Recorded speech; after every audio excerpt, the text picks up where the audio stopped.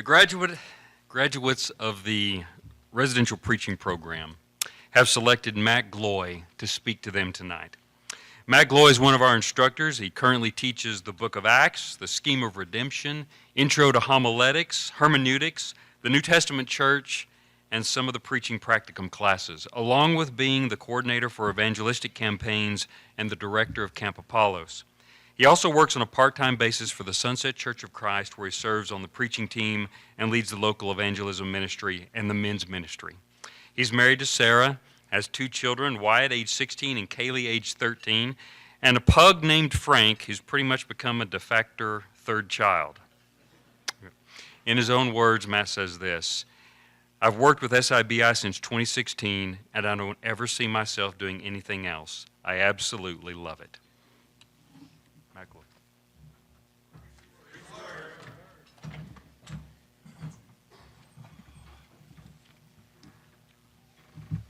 Chili's in Plainview, Texas, 2013. Doesn't mean a whole lot probably to any of you sitting here tonight, but a life-changing decision was made here. In the year 2013, Sarah and I came to the Sunset Workshop, the SIBA workshop, in January, and we came just to come. Keith Lancaster was leading singing, and we thought, wow, that'll be fun. We got to go, and we did. We got down here, and several people asked, are you graduates? What year did you graduate? No, we're not graduates. Are you prospective students then? No. And they're like looking at us like, why are you here then? But anyway, we were here that weekend, and it was a great time. And on our way home, we stopped in Plainview at Chili's. And Sarah looked at me and she said, "You need to go to Sunset." And from that moment on, well, first of all, I knew she was right, but I really didn't want to admit that. But I was scared. I was nervous immediately. There were feelings of fear, feelings of anticipation, and so on and so forth. Because for 37 years of my life, I had lived in the Midwest and didn't really assume I would ever live anywhere else. But I knew it was right, and I knew it was time for a new beginning, even with all of those feelings. You are sitting at that place tonight, a new beginning. It's a time of anticipation, perhaps a little bit of fear. You waved bye-bye to your comfort zone a long time ago. Change can be scary, even when we know for certain that it's good. And it feels that way because it's an unknown. When I think of times like these, I can't help but think of the Israelites back in the time of Moses at the Exodus from Egypt. 4 generations of Israelites had been enslaved in Egypt. Moses and Aaron's great-grandfather Levi went into Egypt back in the time of Joseph, and Moses was now 80 years old.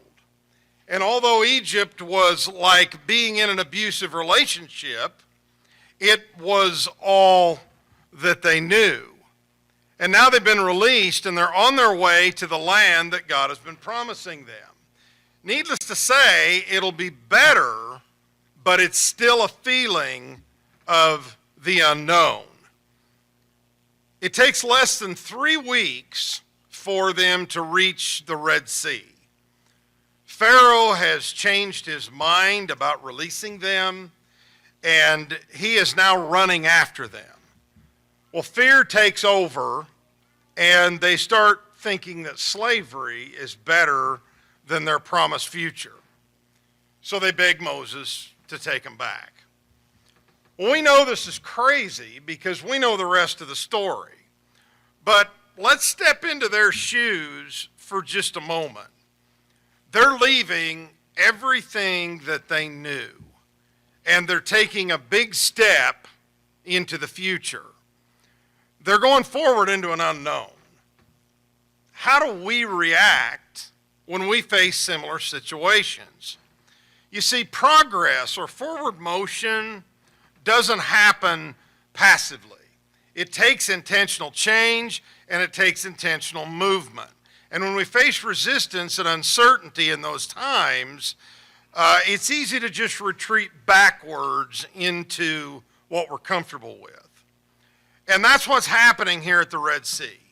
So Moses has to speak order into the chaos. If you have your Bibles with you, or I think I put it on the screen, maybe. No, I didn't.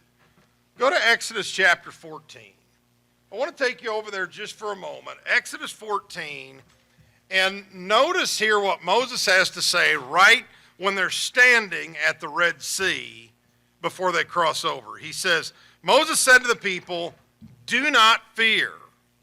Stand by and see the salvation of the Lord, which he will accomplish for you today. For the Egyptians whom you have seen today, you will never see them again forever. The Lord will fight for you while you keep silent." Moses tells them here to stand by, or some translations say stand firm, or even stand still. In other words, stay put and don't move. Hit the pause button for a moment and invite God into the process. That's what the Israelites needed to hear. Well, Moses' advice here is where I think we can find some constructive guidance for you as you move forward into a new place and a new phase of life in ministry. After this weekend, you are going forward. You're in a situation like the Israelites, except you're leaving what has been a mostly good experience. Granted, we tortured you a bit, but you weren't getting physically whipped and whatnot. But I know the scheme final was torture. It was designed to be that way. But you're venturing into the unknown. That's the bottom line. You don't know exactly what that's going to look like. You might be optimistic, yet you might be apprehensive. You might be tempted to dwell on the past in ways that are not healthy. But the past is the past, and you're here. And unless the Lord comes back first, the future is the only thing in front of you. So what do you do with all of this? In times like these, there are some healthy and some unhealthy ways to deal with the past, the present, and the future. The Israelites show us this. So for the next few minutes, what we're going to do is we're going to discuss some healthy ways to deal with the past, with the present, and the future in times of transition so that you'll be better equipped to face this new chapter in life. Well, the first thing we have to do is determine how to deal with the past. We need to look back, but we need to look back and keep God in the picture. You're coming to the end of a life-changing experience here. And for this class especially, we've had a blast together. All of us have. We've had some great memories. We've become close. And this makes it tougher to deal with this moment. The key here is to let these experiences inspire you as you move on from here. Utilize your SIBI experience often because it's now part of your past. Remember and use what you learned from us. Retain the friendships that you made. You're going to need them, I can assure you. Remain in contact with us. When you're struggling or when you have a tough day, I'm not going to get a different phone after y'all leave. I'm going to keep my phone number, and my email address is probably going to be the same, so reach out. Reach out to us. And I'm sure every single instructor would tell you the same thing. We've been an important part of your lives, and we want to remain that. We want to remain close with you as we've been close these last few years. Remember why you made this choice. Remember the purpose behind it. Remember the calling behind it. Remember that something, maybe God, pricked your heart to choose ministry and to come this direction. You know, sometimes I get dragged down and I start feeling burnout. One of the things that I find helpful is to go back to that Saturday afternoon in January of 2013 in the Chili's in Plainview and remember why I chose to do this. And I find that to be therapeutic. It reminds me of the foundational purpose of things. Well, whenever that moment comes for you, whatever that moment is for you, whatever your moment of making this call was, look back on it because it's why you're here today. It's why you've come this far, and it's why you're sitting here tonight having completed what you just did. And another thing to do, think about how far you've come. You know, some of you, when you started, we were like, yeah, I'm just not sure about this one. Yeah, Tyler, we just, Walker, yeah. I mean, we just weren't sure what we were ever going to do with you guys. But at every turn in the road and without fail, sometimes you're the ones that surprised us the most. That's really not true about you, too. We expected great things from you. But maybe others. I just don't want to name any. Oh, there's Jackson's here. Yeah, you are definitely one of those. Oh, my goodness. But every one of you has been transformed by your time here. When the going gets tough, stop and remember where you have come from and remember where you are now. Remember also the people who believed in you and invested in you. You all came through here on support.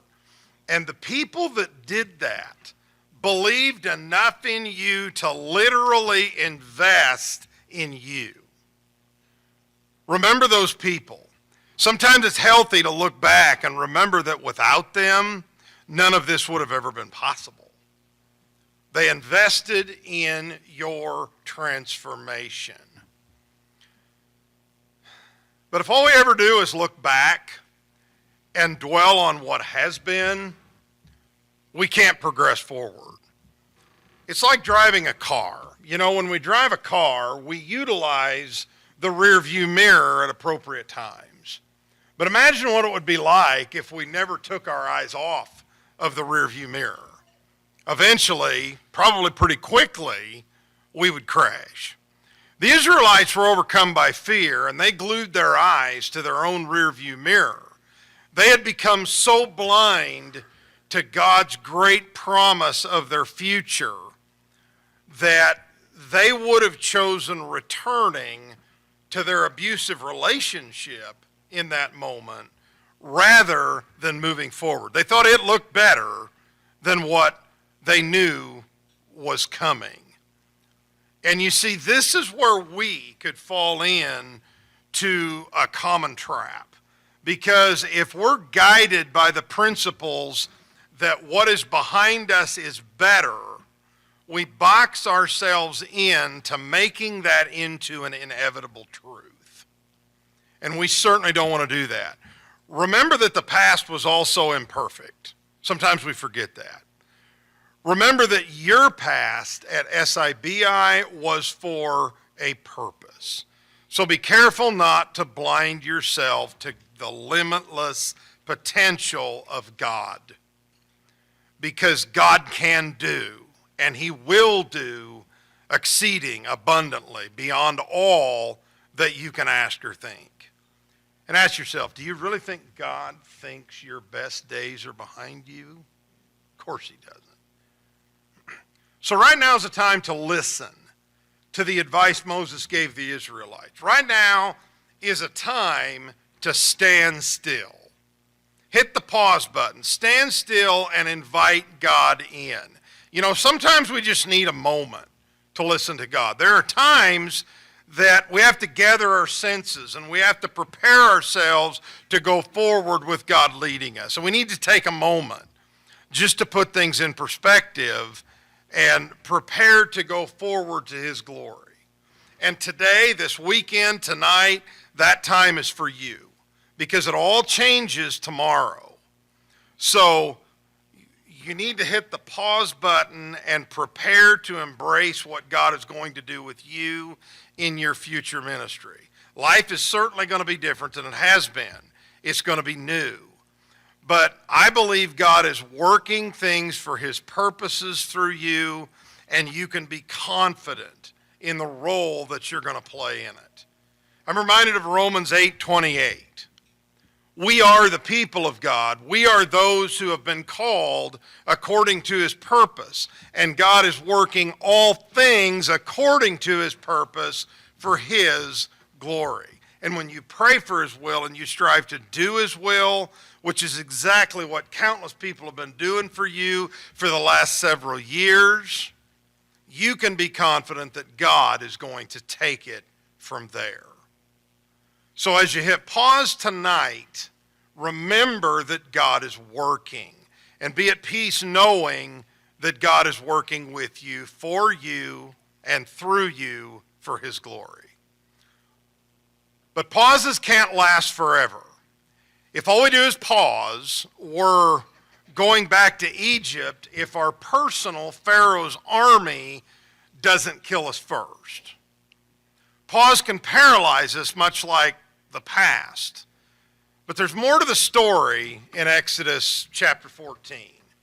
Go to Exodus 14. After Moses told them to stand still, look at what God enters the picture and says in verse 15.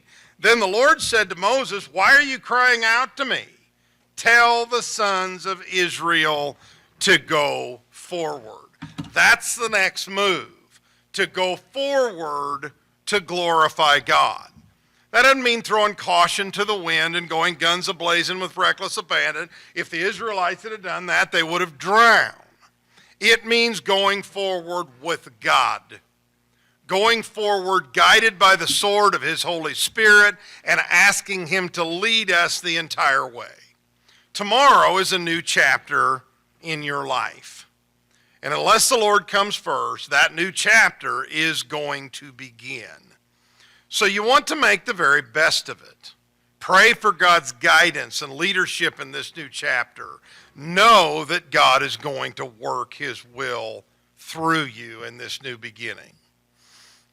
So you might be asking, how do I do that?